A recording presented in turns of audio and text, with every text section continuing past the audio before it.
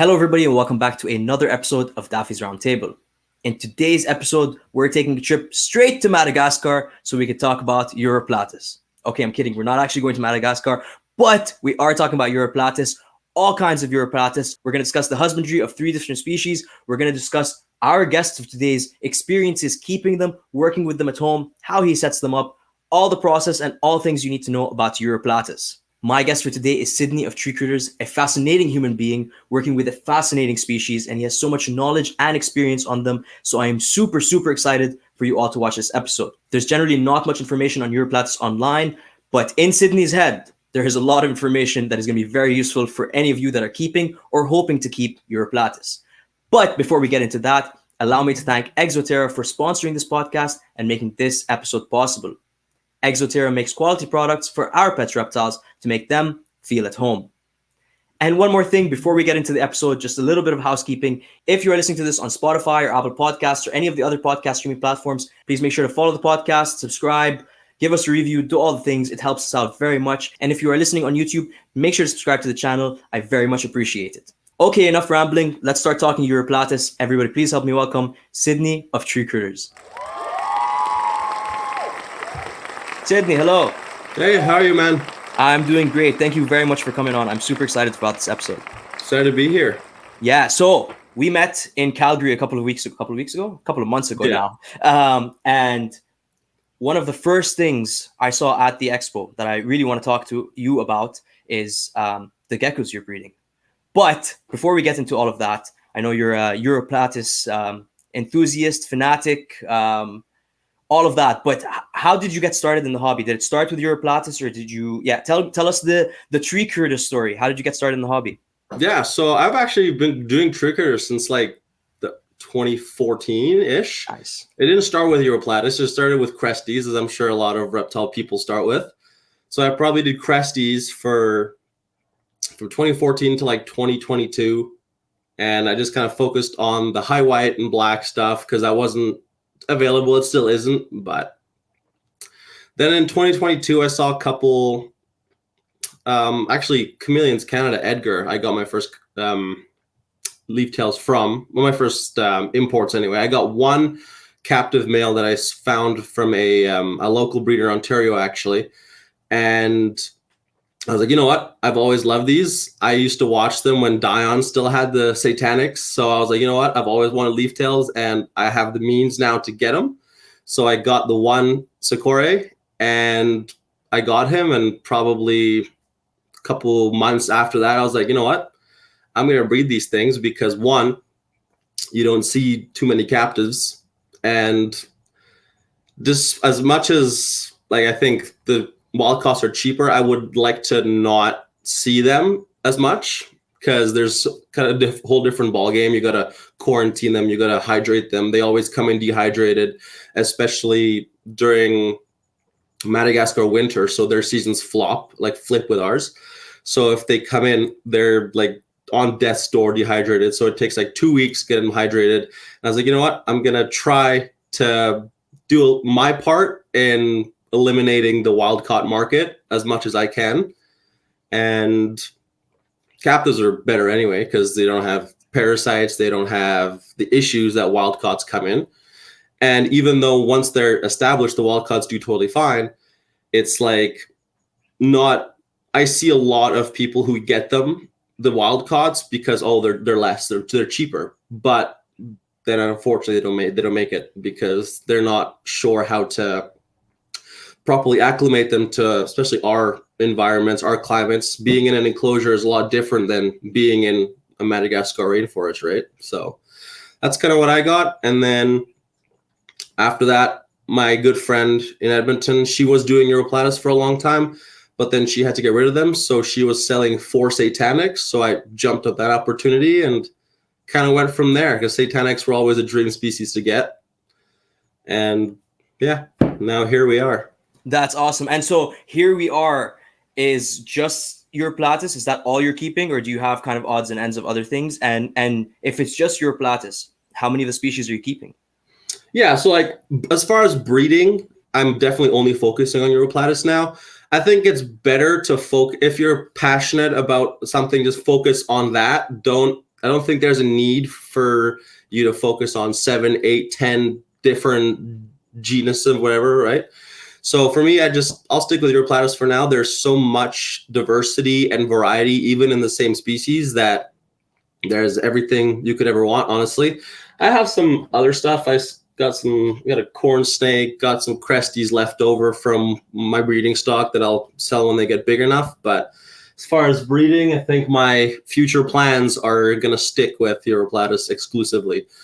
Right now, I only have 3 species. Unfortunately, I wish I had more, but it'll come. So I started with the mossy leaf-tails, which are the Uroplatis Okay. Then I got the Fantasticus, which are the satanic leaf-tails. And then last year, I was fortunate enough to pick up a pair of cork-bark leaf-tailed geckos, or Uroplatis pichmani, which I guess are the only 2 in the country. So I'm really hoping that I have success with them in 2025 and be able to kind of introduce them, because it's been probably 10, 15 years since anyone in Canada had them and bred them. That's awesome. So I guess when you say, unfortunately, and I wish I had more, do you not just purely based on lack of availability? Because I feel like they're a very hard species to find in general. They are, definitely. I wish, like, there's some that just like disappeared off the market. Like the cork-barks I had to get from Europe. There's another one that's the Gunther eyes, which are the northern flat-tailed gecko. They're very similar to the cork-barks. They just don't have as many ridges and like bumps on them. Those ones have virtually disappeared. Like in the States, I think there's like 3 or 4 guys that have them.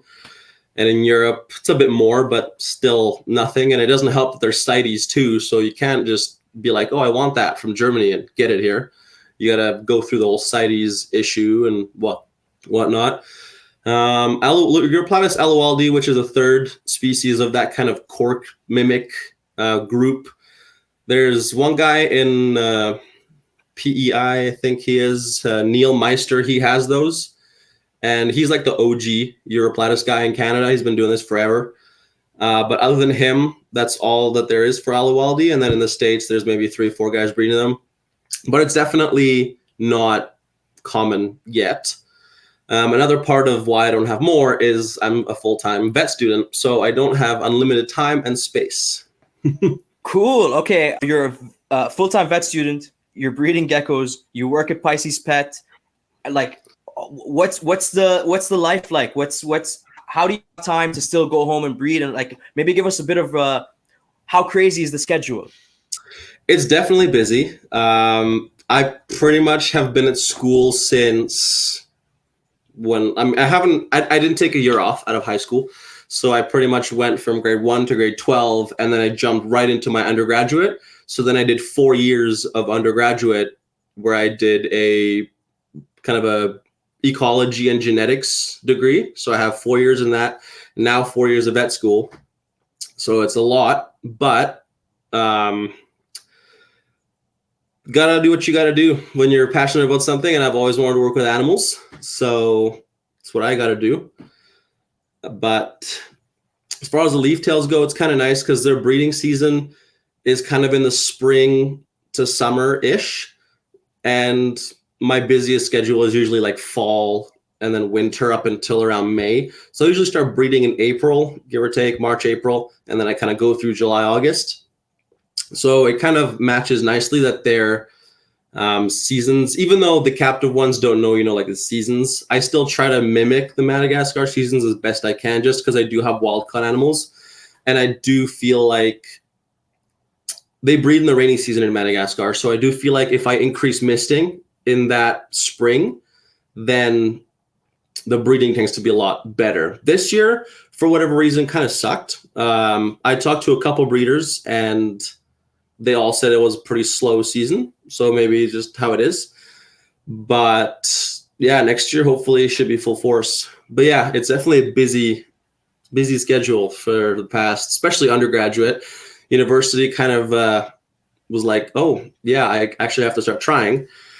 But yeah, no, it was great. I really enjoyed my undergraduate. So now on to 4 years of bigger, better things.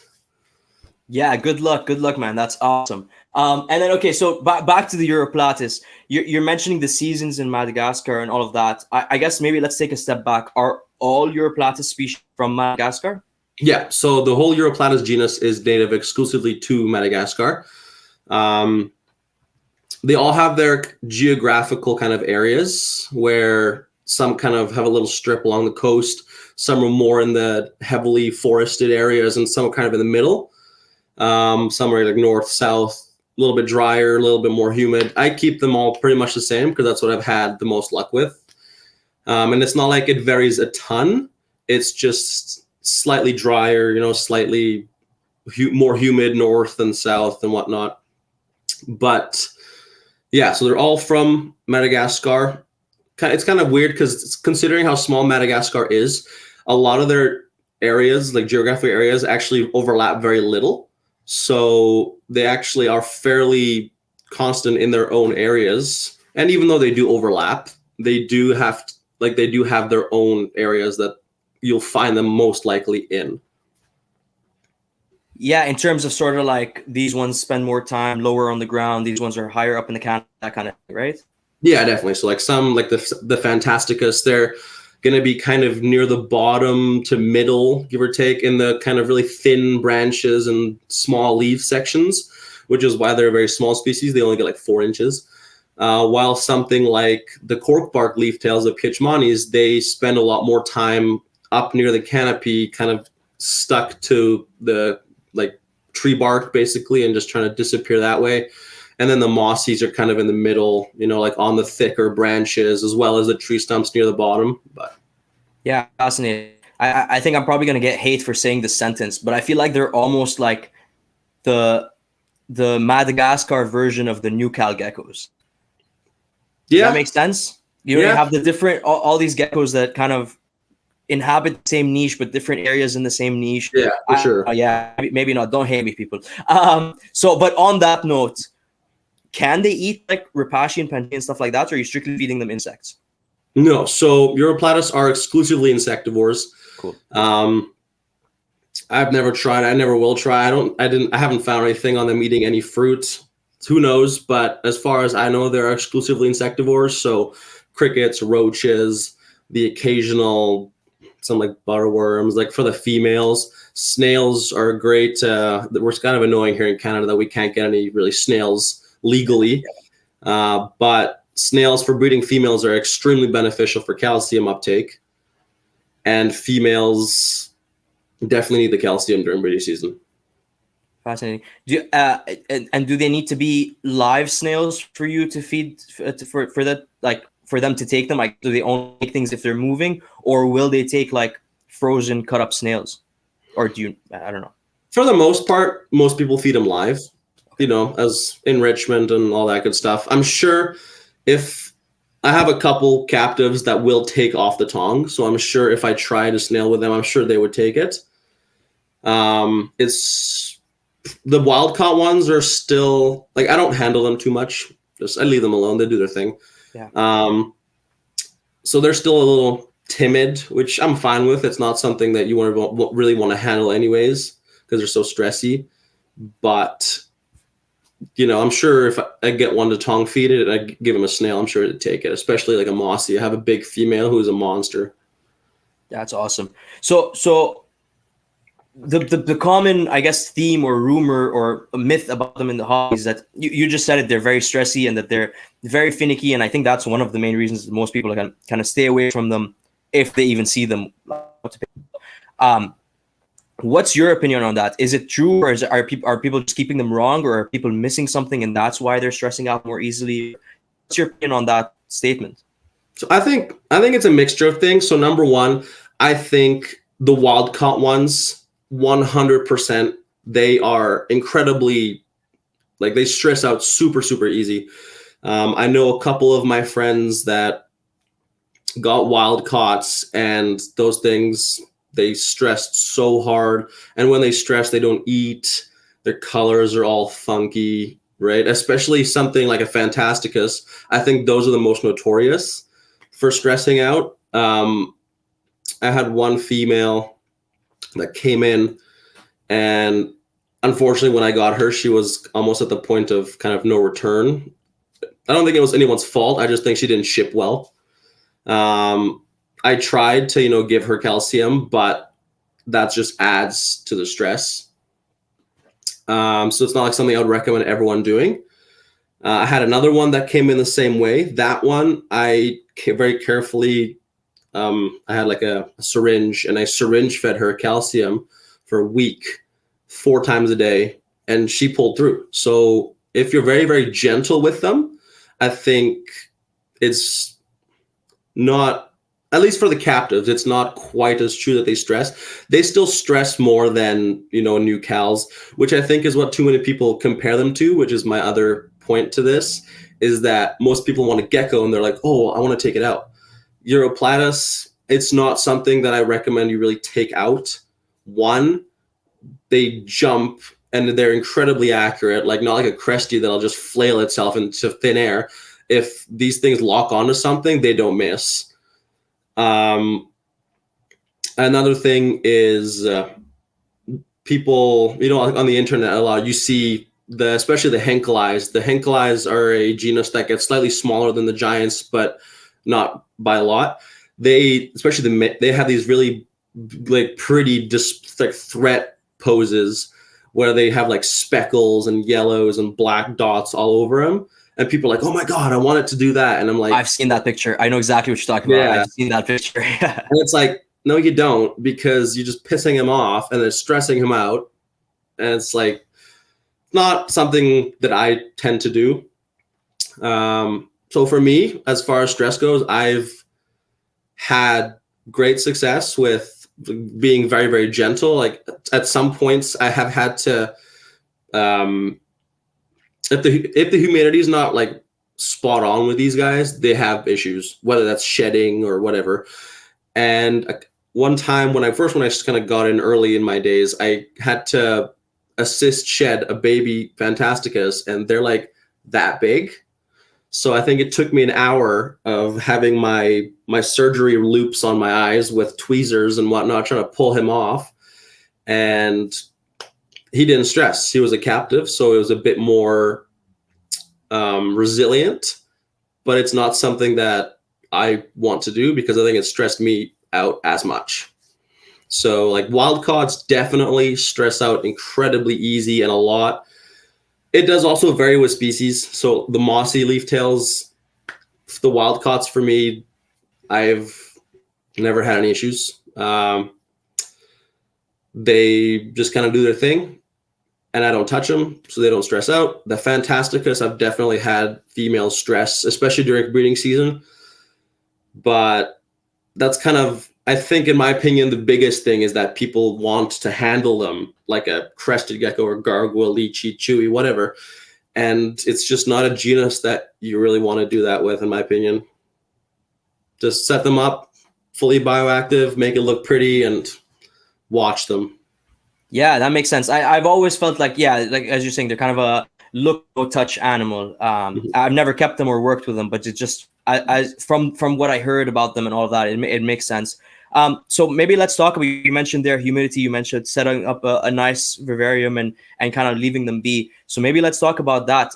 What are the like the husbandry parameters that you need? How humid, how hot, and maybe walk us through one of your setups. And you keep all the species you said like relatively similar. Yeah, like the setup kind of differs. Like, so the I can talk about that later, but so like as far as temp and stuff, the parameters go, the biggest thing is most of the genus does not like it hot. That is the number one mistake I see with people, especially new hobbyists getting into Uroplatis, is temperature. People don't realize that Madagascar gets down to like 50 degrees Fahrenheit in the winter. So they can withstand, 50s, 60s, no problem. But as soon as you get into the 80s, that's when problems start. There are some species like the Ebanawi, which are the spear point leaf-tailed geckos. They love it hot. Like those are fine at 80, 82 even potentially. But the ones I keep and most of the other breeders can kind of attest to many of the species that are kept more commonly is that they like it cooler. So I think as my kind of rule of thumb, I always do low to mid 70s tops. As far as humidity goes, at night, it can go pretty freaking high. I think at night I have mine set to like 90, 95% for a couple hours. And then during the day, you let it dry out to like 60, just so you don't have any issues with, you know, respiratories and fungal infections. You don't need to deal with that with an already sensitive species. But otherwise, yeah, crazy humid at night, a little bit drier during the day. And then in the winter, or like their winter, I guess, I let them dry out even more. And then they kind of, you know, don't eat as much. I feed them less. Usually I feed 2-3 times a week, adults 2 times, babies 3 times. The last thing you want is an obese Uroplatis, because those things just won't breed. Like obese Cresties sometimes will, obese Uroplatis will not. So you kind of got to have that sweet spot. And then the winter, their metabolism is really slow. It matches with our winter here, because in the winter in Alberta is like Antarctica sometimes. So I feel like they kind of sense that, because I definitely notice a difference in activity, like food drive in our winter months when it gets cooler. Like the coldest the room gets still is, you know, 68, 70. But I definitely notice a difference. So I do feel like they do notice it or sense it at least. As far as the cages go, everything I keep is bioactive. I just think that if they're such a nice display animal, why bother with, you know, plastic plants and fake wood and whatnot? So I go straight, everything live. You know, I do the hydro balls, then I go the Repti soil on top, ton of leaf litter. That's kind of another thing that they really like, especially when they're laying eggs. They will lay it under the leaf litter.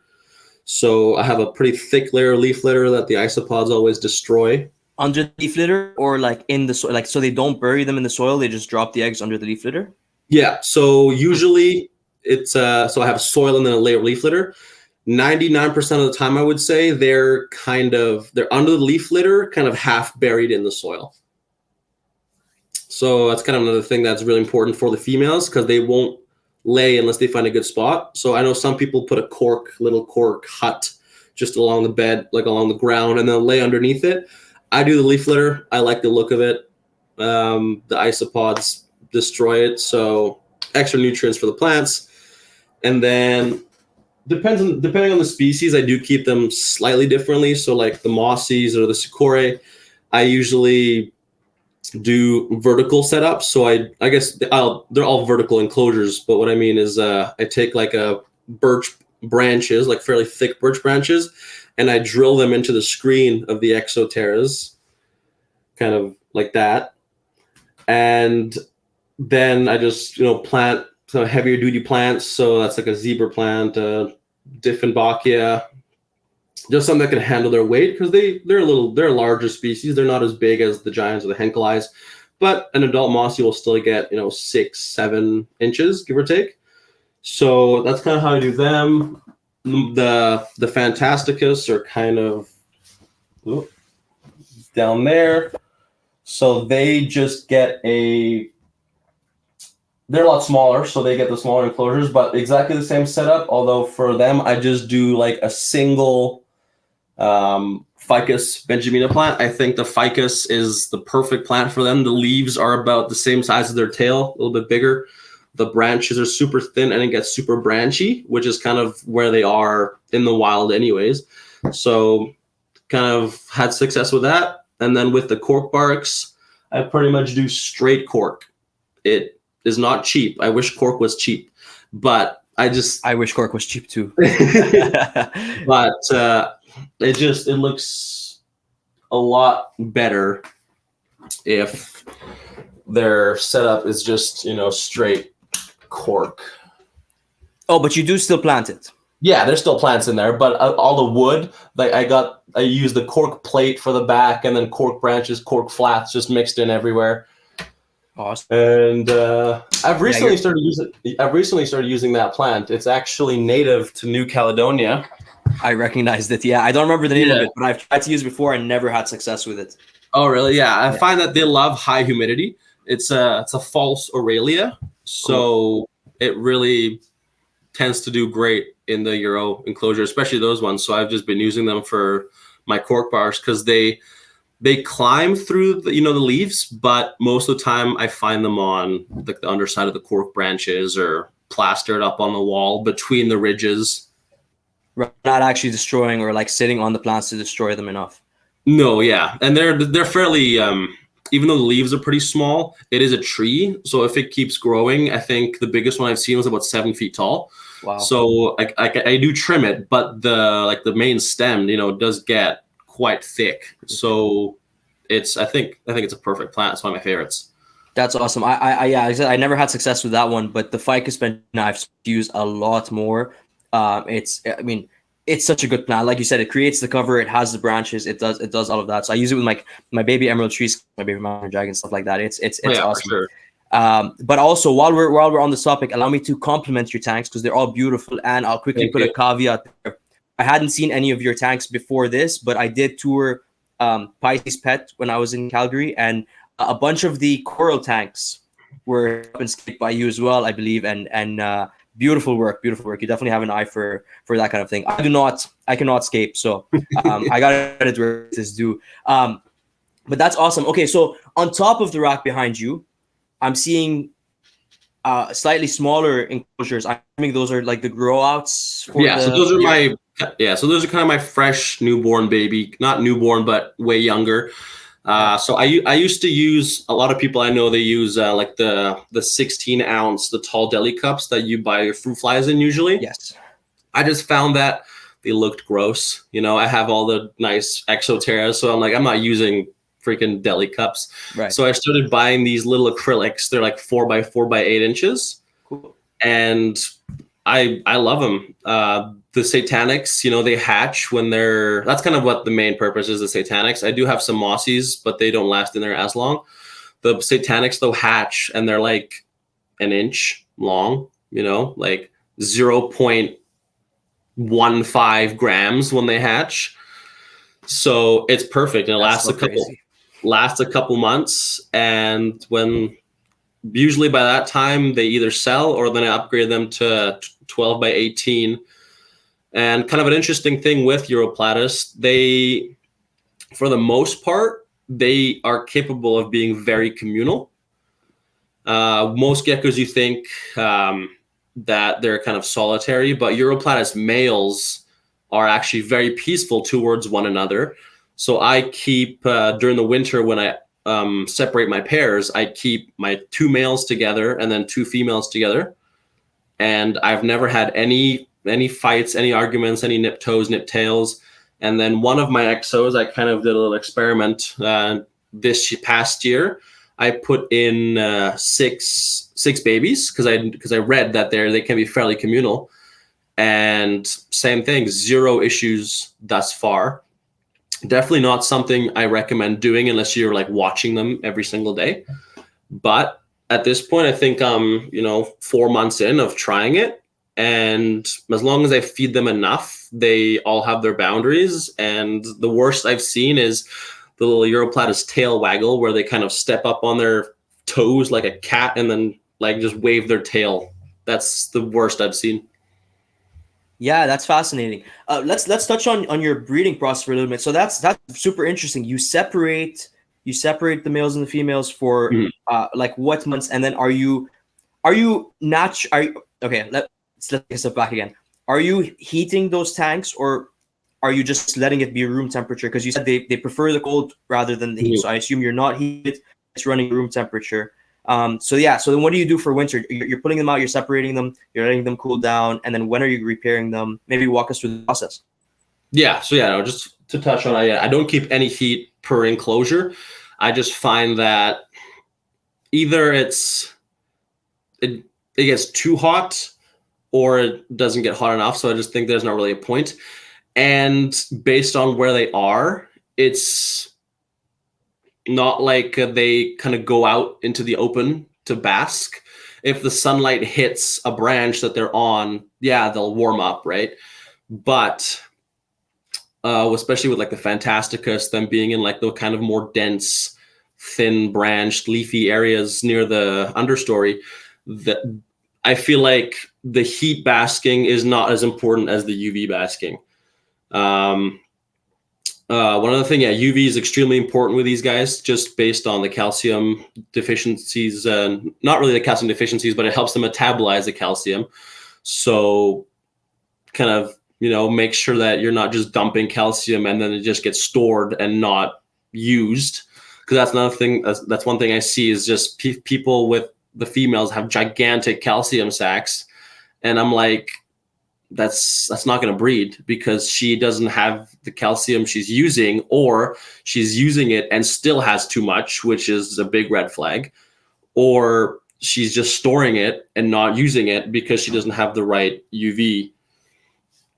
So super important. I use the Arcadia 6%. I swear by the Arcadias. I've never had issues. But as far as the kind of the breeding season and cool down goes, so yeah, I breed them from that April, March to August, September, and then I separate them October through February, March, and then like the natural winter cool down. I do find that cool down helps, especially in their kind of cycles, because it tells them to just stop. Because much like new cows, they can retain sperm for months. So I had females that I separated like 4 months prior, and they were still laying for another 2-3 months. So I'm like, just stop, please. Now yeah, I don't need you to crash calcium on me again. I had one crash with a Fantasticus. I pulled her back, luckily, but I don't want to go through that again. So yeah, because the eggs, kind of an interesting thing with the eggs with these guys. Unlike new cows, whose eggs are leathery and soft, these guys have hard eggs. So they're like a bird shell almost, which just takes up a lot more calcium out of the females than the leathery ones do. So they need a little bit more of it during the breeding season, which is why the snails really come in handy. Yeah, and I feel like they're easier to break too than the leathery ones. Like I feel like when like with the Stenodactylus, eggs are also like that. They're like a hard shell, and you can pick them up and crack them with your fingers. Whereas like the cresty eggs are almost like unbreakable. Oh yeah, you have to really squeeze those things. Yeah. But yeah, so just because of that, they do need that extra calcium. But if they're kind of what I learned is if they're separated and they're still laying, usually when I separate them, I feed them less. But now I make sure that they're really done laying before I start feeding them less. The males, I've never had a male have any calcium issues. That's why if someone wants a pet, I'm like, get a male. You won't have any issues with egg laying, too much calcium usage, whatever. But the females, I like to make sure they're at least a couple months like done, and then they surprise me and then go 4 months, and then on a 5th month they lay again. But usually I wait a couple months and then I start feeding less, and usually that seems to work out. So separate them, and the males go together, females go together. No issues so far. It's been 22, so 2 coming up on almost 3 years now that I've been working with them. When that time comes and I separate them and I start feeding them less, that's when they really kind of slow down. Hopefully stop laying. Sometimes they don't go to my plans, but I work around that. The males never had issues. Females, I've had a couple eggs laid late into the winter, like December almost, and I'm like, really? Wow. But then I just plump them up, give them a couple roaches, and that usually gets them right back up to where they need to be. Especially the mossies, the roaches are a lot of bigger food item for them than crickets, so I like to give them the occasional ones. Yeah. But so when are you, what, like, obviously it's pretty rough and I'm not exact, but like what month are you separating them? And then because you said they're still laying, or sometimes on rare occasion they're still laying into December. Yeah. So I'm assuming you're kind of separating them around January-ish and then putting them together for like April and then they start laying, or like how does what No, is so I usually separate them like late September, early October. Oh, wow, okay. And then I give them, that until February, March to give them a couple month cool down just so they can stop and redo it, like get their weight back, so their metabolism is slower, but they put on weight in the winter. So it's kind of nice because then before I pair them up, then I take them out, just kind of check them over, make sure. I look at the calcium sacs. If I can slightly see them on the outside of the neck, I consider that as good.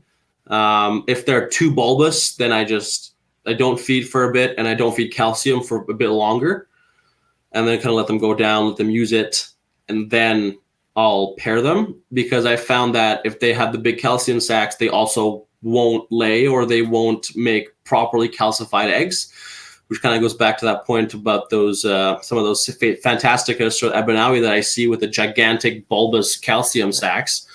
There's no way those things will lay eggs unless those calcium sacs shrink.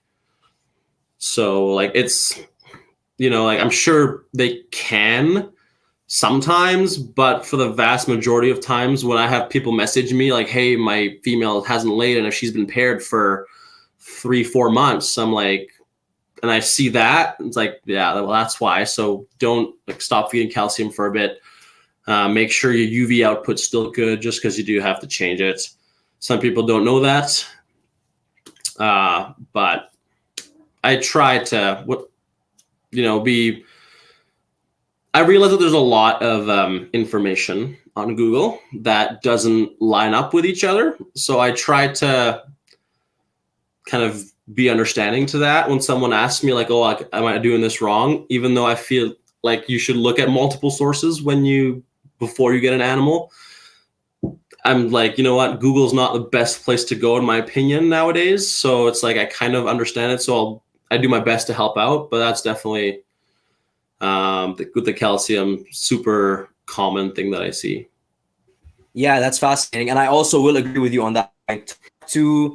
Always do as much research as you can, read multiple sources. But I think the best way, and maybe correct me if I'm wrong, but I think the best way really is this. Like somebody experiences that has been doing it for a very long time.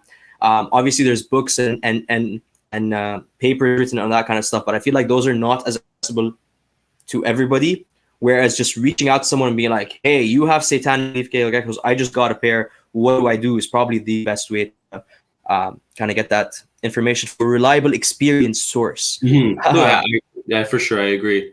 Yeah, and then so what about? So we already talked about humidity. You're raising it at night, you're giving them that dry off period. But do you, in the cycling process, at any time have to give them like a monsoon season or a rain season where it's like constantly raining? Does that trigger anything, or is that not something that really they need? Yeah, so usually I increase my misting the month before I pair them. I have found that increased misting does get them in the mood, especially the imports, which are kind of used to that, because before their breeding season, it's the rainy season.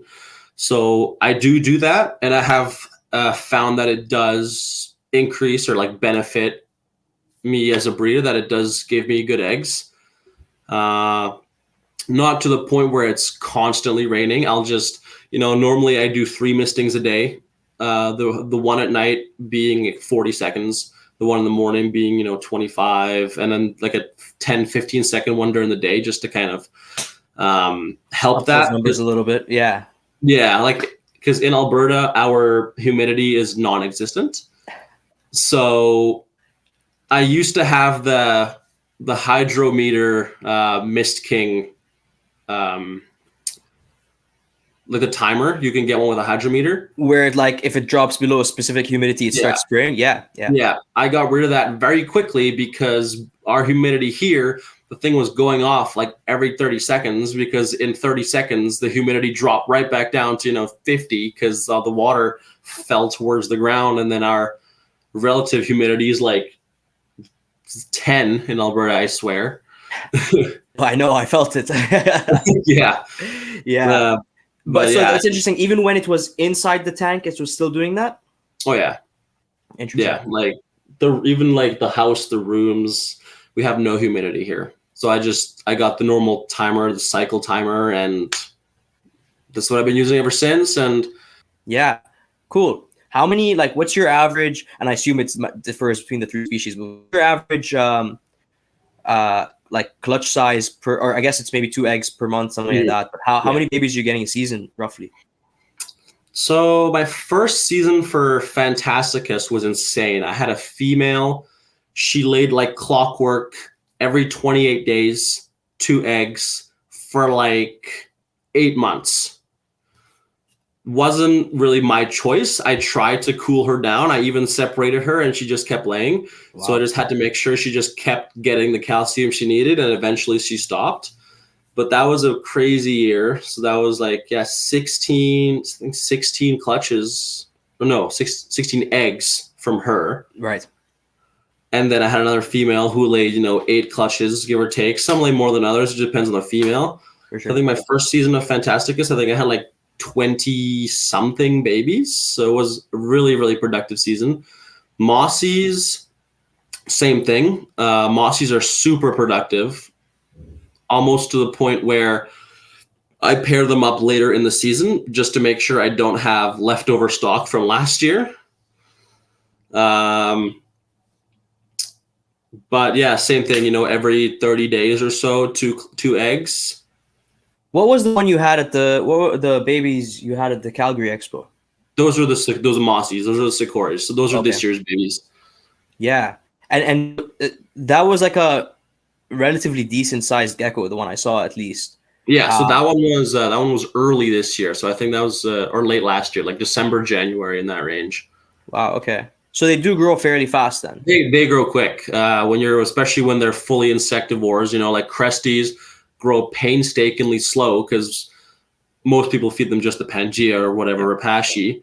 With these things with the like insectivore diet, they grow like a weed. Yeah. Do you ever see them like, I guess, do you throw crickets in, or are you like leaving a worm bowl in, or how do you feed them? Most of the time I just throw crickets in there. And do you get to see them hunt? Do they hunt overnight? Or, you can watch. Okay, cool. Yeah, the wild caught ones are a bit more shy, but the captive ones, I think especially the ones I'm keeping at this point, they know when the cage comes open and I just throw in crickets, they all just like swarm to the ground. Ready to go. Yeah. That's awesome. Yeah, because I mean, like I said, I've never kept, but the only times I've ever seen them, they've been on like one vertical branch upside down in place, and then I'll come back to the same like collection, like whatever, 2-3 weeks later, a month, 2 months later, the gecko is still in the exact same spot. So. Yeah. It's funny. I swear they choose like a stick and they just go to that stick. That's my first. Yeah. They seem like that kind of almost like, and you said you can keep them communally, so I guess they're not very territorial, but yet they still have their territories. Yeah. So obviously, as much space as you can give them is always great, especially if you're keeping communally. I don't recommend you keep communally really anything unless it's, kind of designed to be communal, like viper geckos and whatnot. But I think if you know what you're doing, and if you have a large enough enclosure with enough surface area that they can use in it, it's I think it's very not beneficial, but they're very tolerant of each other. And even to the point where I have a couple babies that are a little bit bigger than the other ones, and those ones will go first, and then the smaller ones will kind of stay back, and then when the bigger ones kind of disperse, the smaller ones will come down. Almost like a hierarchy. That's yeah. Interesting. Very, very interesting. Now that we've talked about all of this, obviously there's still a relatively harder gecko to find and all of that, but would you recommend them to, like, do you recommend them to people, especially, and I know you're breeding them, so try to be biased. no, but like, I seriously, like, do you think they make good pets? Do you think they're, or like, are people's general opinion on them wrong? I don't recommend them per se as a first time gecko. Cool. When people ask me that, it's doable, but you really have to do your due diligence and have at least some reptile experience. I don't think it's something that you just jump into because they look cool, right? Like especially Fantasticus. I have people message me all the time. They're like, oh my God, I saw this gecko on Google and it has horns and red eyes. And I'm like, yes, but do you have some other kind of arboreal gecko experience that you can at least kind of look back on? And I think that is very important to have that.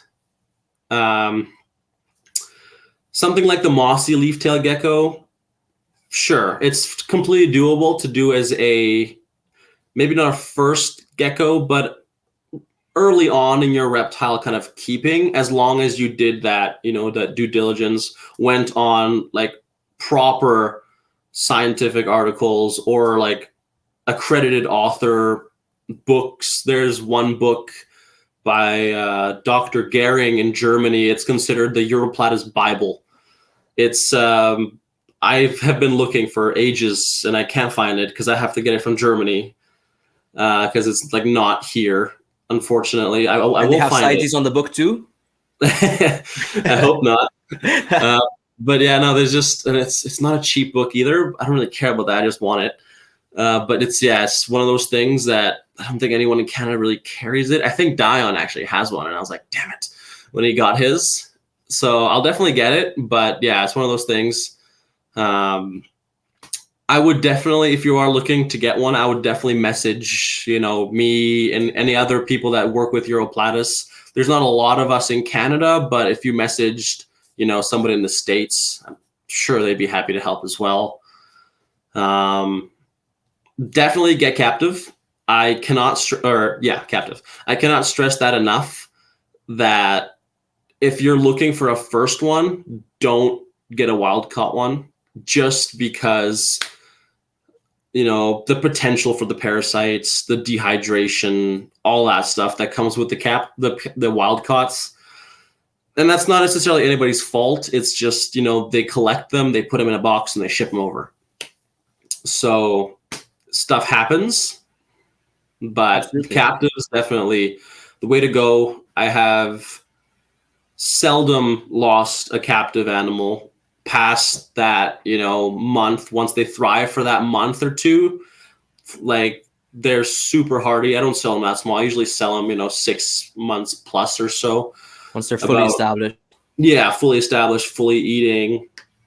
Usually, that 6-month range, 3-ish. I know some people say that 3-ish gram range. I just look at it and I'm like, you're fat and 3 inches long. It should be good to go. You're fat and healthy. Go. Yeah. So right, because like they don't get very big. Like an adult Fantasticus is 4, maybe 5 inches if it's a big one. I thought you were going to say 4, maybe 5 grams. I lost it. Okay. Oh, no. 6-7 grams is. Still spicy for an adult. Oh yeah, still pretty tiny. Wow, yeah, 6-7 grams. Especially the males. Like you can get a female that's maybe 10, maybe 12, but they're a small gecko, like to the point where I wouldn't consider them a micro gecko, but I would consider them like borderline. They're close enough in weight. Yeah, like they're I guess tiny. 4 or 5 inches is maybe like where the micro, you lose the word micro, but yeah, they're wow. Small, which is another thing I don't like to handle them because they're so what's the word? They're sensitive and they're extremely delicate. So that's why I just say don't. And that's another thing I tell people: if you're looking for something to handle, the Uroplatis probably isn't it. Because even though some get big, like giant leaf tails that get 14 to 16 inches. How much do they weigh? That I can't tell you. I don't have any yet. I really want them, but those things need like a 4-foot tall enclosure, and I don't really have that space right now. Fair, yeah. But they are like you could potentially get your hands on some if you wanted them. Yes, yeah. There's a couple guys in Ontario that work with them that I'm Justin from I think Shaux Exotics, or how you pronounce that. Okay. He works with them. He's great. I think I would get them from him when I do. But the reason I want those is kind of the same idea. I kind of got into Uroplatis is to kind of eliminate the wild caught market. the fimbriatus, the giants, those are the ones that I see most off come in and then die weeks into the new owner's care, because they're so big and they need so much rehydration and so much calcium that people just aren't prepared for that. So that's why I'm like, it's one of those things that the captive ones don't have as much issue with that. Because if the tail, like the first sign usually is that the tail kind of shrivels up, shrivels, curls, whatever. That's kind of your first sign that something's up. But like once the tail shrivels up in a fimbriatus, like enough, it's not going to be easy to get them back. Do they retain water and food in the tail? No, it's just kind of like, at least I think for the hobbyists, it's kind of like an early issue indication, their tail. So like it'll shrivel up and, Yeah. Do they sorry listeners, I'm gonna relate this back to mountain horn dragons. Do they see standing water? Because you said, we've talked a bunch about like the rehydration of them, so it does seem like they dehydrate pretty quickly, like mountain horn dragons. Do they see standing water? Like, can you just put a water bowl in there, or do you need some form of moving water? Like, do they drink off the leaves or whatever? I would say mostly they drink off the leaves. I mean, I don't know what they do throughout the night. I do keep water bowls in with my larger species. The Fantasticus are small enough that the leaves retain enough moisture, and kind of the glass retains enough moisture from the heavy misting at night that in my opinion, I think that they get enough. But I do have water bowls with my large, like larger bodied species like the mossies and the cork-barks. Yeah, it's super interesting. Okay, let me ask you this. How does it feel to have one of your animals that you've produced being displayed at Ripley's Aquarium in the Dragons exhibit? Yeah, so that was quite interesting when that first happened. So one of the members of the animal care team at Ripley's messaged me. I had no idea who she was. I just kind of considered her as another customer. And on Instagram, or did they reach out by email? On Facebook. Facebook, okay. Yeah, so through Messenger. So I advertise a lot on Facebook. I like Facebook for that because you can share it in a bunch of different groups. So I do like it for that. So she must have seen something. And I didn't know about this exhibit until I talked to her. She didn't say anything at first. She just said, like, what do you have for sale and whatnot? So I said I had some Fantasticus and some mossies. And then she kind of, introduced herself and introduced Ripley's. And I was like, oh, okay. That kind of caught me off guard. I was like, me? Really? And so, yeah, after that, we kind of went back and forth, and what she wanted, kind of what she was looking for, what they were planning to do. And then, yeah, they picked one out. And a couple months later, because I don't like shipping in the summer because it's freaking hot. And they, like I said, they don't handle the hot temperatures. So I like to ship in the fall and early winter, or in the spring, I guess, early in the year. But so I told her I would recommend waiting till, September. And then it was like, no problem. So then I shipped him out. He got there, no problem. And yeah, now he's in the dragon exhibit, which is super kind of exciting for me because I wasn't really expecting to, have my animals kind of displayed like that. But I feel very fortunate that they reached out to me, and I definitely want to go visit and go see him at some point, hopefully next year. Dude, it's so sick. It's so sick that they've reached out to you. It's so sick that your animal exhibit, like it's just mind blowing to me. And the exhibit is very nice. And I don't know, like I've said this a bunch on this episode. I don't know much about Uroplatis, and I don't know like if the setup is right or whatever. But it's like very full with plants and whatever. Like I've been there twice and I haven't seen the gecko yet. Yeah. So I think that it's probably pretty happy in there. But yeah, I like so cool that you have your animal displayed in like Ripley's Aquarium in like a whole exhibit just for it. Do you? So I believe the exhibit's only on for a small period of time, right? Like 16 months, 18 months, something like that. Something like that. Yeah. Do you know what happens to the gecko afterwards? From what I was told, they kind of shift because I think it's for the Little Rays Nature Center or whatever it is. So from what she told me, they just shift locations. So they just move them to another location. So the exhibit will rebuild somewhere else. That's what I understand from what she told me. Makes sense, right? Like they're obviously not going to drop an exhibit. That's very cool, though. Very, very cool. Congratulations. Yeah, it was very exciting when it happened.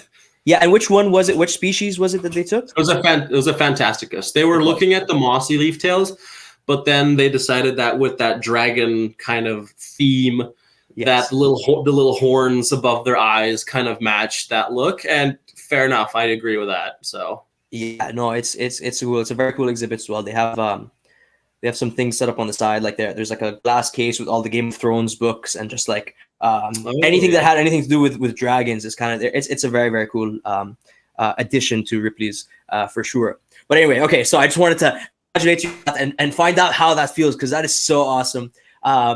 But so we'll jump back quickly to Uroplatis, and then maybe we'll wrap it up there. But is there any dream Uroplatis, like the one holy grail Uroplatis that you would want? I think I'm fortunate enough that I already got it, which are the Cork-bark leaf tails, because like I said, those are probably one of the top 2 or top 3 rarest in the hobby that are like attainable at all. There's a couple species in the genus that belong to the leaf mimic group, like the Phenaretras and the Finivanas or something like that, and those you don't see those almost ever. I think there's like maybe 1 or 2 guys in Europe that have those, but you'd never see those. So those ones I definitely want to get my hands on eventually. But as soon as I saw the Cork-barks and that they were a thing, I was like, oh my god, like I need that. And then by luck, Ashley at Northern Lights Reptile Imports had him on the list. Shout out Ashley. Yeah, she's great. And I very quickly decided that I was going to bite the bullet and get them, and I'm very glad that I did. That is awesome. That is awesome. So I very quickly, do you know how many species there are? Because you've listed so many that I've kind of like, yeah, there must be a lot more than I think there is, or that there already is a lot more than I thought there was. There must be even more than that. Yeah. So as far as the whole genus isn't described yet. Wow. There's still some that have the name. So the Ebinawi complex, which is the spear points, there's still species in there that are called Ebinawi, and then like in quotations like species 2. So those ones haven't been named yet. There was one that was named last year that used to be called part of the Henkeli complex. They called them the Henkeli Diegos. And then just last year, some of the zoologists and the experts in Germany classified it and named it Uroplatis garamasso. So that's a brand new species that just added to the list and no longer part of that other complex. So they found enough genetic difference between them that they decided they're going to split them off.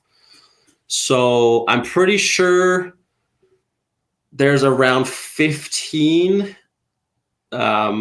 documented species, somewhere in that range. As far as the common ones, there's maybe 6 to 8, some of the more common ones in captivity. But there's a lot that are still on the island that are still in that uncategorized kind of state. So the genus might grow in the next, 10 years as the guys in Germany. But it seems like it's always the guys in Germany who always get the classifying going for these guys. So it's going to be interesting to see what else they kind of reclassify or make a new kind of a group. Who knows? Could you break down the word complex for people and how it works? And then So with that, the Ebinawi complex, to my knowledge, is kind of the biggest. So what that is, you have the Uroplatis ebinawi, which is a spear point gecko. They're very, very similar to the Fantasticus. They're a little smaller. They're the smallest of the genus. and their tail is like this little teeny tiny leaf. Like it looks like if a crested gecko drops its tail, it has a stump. It has a little bit of like a pointy, little bit of a spear point there at the end.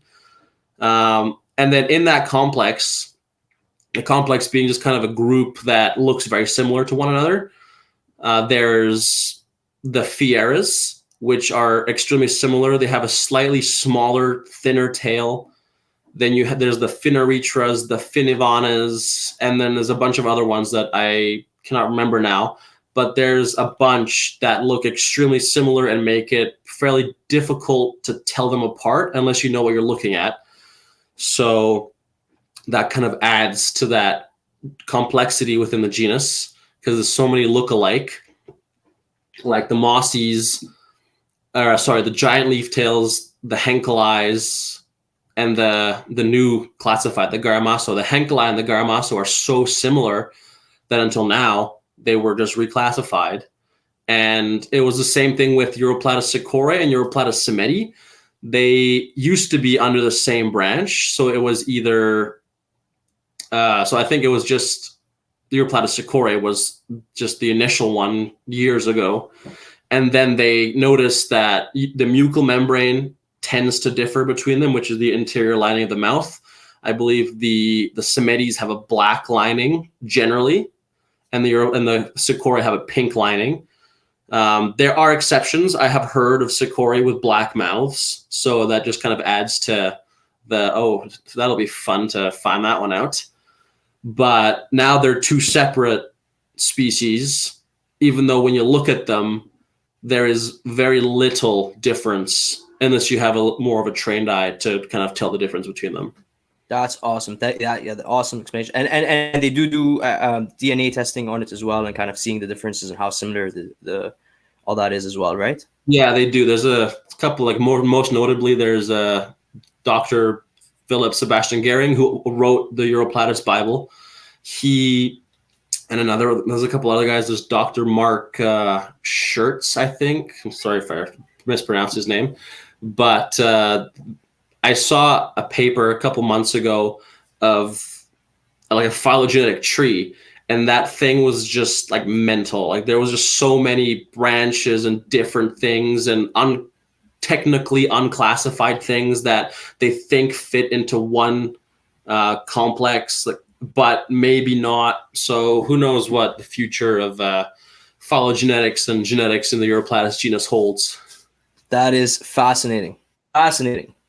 So cool. Sydney, you are an awesome dude breeding an awesome species. Thank you very, very much for coming on. This is like fascinating. Everything we've spoken about was super cool. I have not kept Uroplatis, and I probably won't for a while, but maybe one day after this conversation, I'm definitely more interested in them now. Can you let everyone know where to find you and where they can buy your beautiful animals? Yeah, so I am based out of Calgary, Alberta. I like to think I have a pretty good social media presence. I'm on Instagram under Tree Critters, Facebook under Tree Critters. I have a website, www.treecritters.net. And that's kind of my main places you can reach me at. I try to check all my messages on Facebook and Instagram. I try to do it every day. So usually I don't have more of a 24 to 48 hour turnaround for replies. And whatever a Uroplatis question is, I'll do my best to answer it for you. Awesome. Thank you very much. And I'll make sure I have all of those links in the description. Make sure you go give them a follow. And if you are looking for Uroplatis, buy it from a reputable breeder, someone experienced, someone that's going to help you, like Sydney. Awesome. Thank you all very much for listening. Sydney, once again, thank you very much for coming on. It was awesome, dude. And yeah, I'm sure we'll get a chance to do it again very, very, very soon. You bet. Thanks for having me, man. For sure.